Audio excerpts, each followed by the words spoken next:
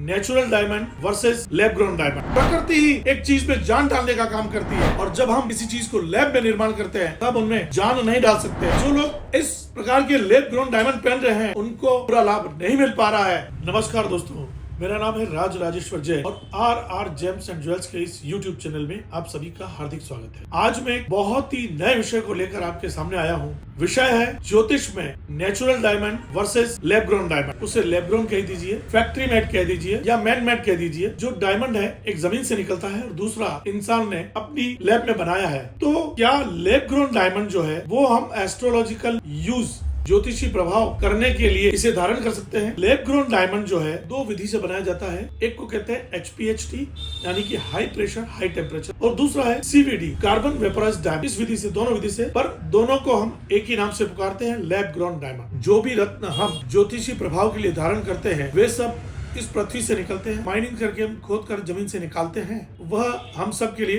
प्रभावी रहते हैं। परंतु इन दिनों में जो CVD आया है, जो लैब ग्रोन डायमंड आया है, इसके लिए मैं बहुत सरल शब्दों में समझा देता हूँ। एक वैक्स म्यूजियम होता है ना, जहाँ पर बहुत सारे महापुरुषों की प्रतिमाएं लगी होती है। यदि मैं उनके पास जाकर अपना फोटो खिंचवा लेता हूँ और किसी को दिखाऊंगा तो मैं बता सकता हूँ कि मैं उस महापुरुष के साथ खड़ा रहकर फोटो खिंचवाया है। परंतु यदि मैं वीडियो बनाऊंगा तो मैं पकड़ में आ जाऊंगा कि वह उसमें जान नहीं है, वह एक मूर्ति थी। ठीक इसी प्रकार प्रकृति ही एक चीज में जान डालने का काम करती है और जब हम किसी चीज को लैब में निर्माण करते हैं तब उनमें जान नहीं डाल सकते। जो लैब में बने हुए डायमंड है वो बेजान है। मैंने अपने अनुभव से पाया है कि जो लोग इस प्रकार के लैब ग्रोन डायमंड पहन रहे हैं उनको पूरा लाभ नहीं मिल पा रहा है। कि जब भी आप एस्ट्रोलॉजिकल इफेक्ट्स चाहते हुए यदि रत्न धारण करना चाहते हैं, हीरा धारण करना चाहते हैं, तो केवल नेचुरल डायमंड को धारण करें। चाहे कोई भी ग्रेड का धारण करें, किसी भी आकार का धारण करें, परंतु एस्ट्रोलॉजिकल इफेक्ट के लिए नेचुरल ही धारण करें। यदि आप ज्वेलरी में पहनना चाहते हैं, अपने आकर्षण के लिए, खूबसूरती के लिए पहनना चाहते हैं, तो बेशक लैब ग्रोन डायमंड को पहने, क्योंकि आम आदमी की पहुंच में है और उतने ही सुंदर होते हैं जितने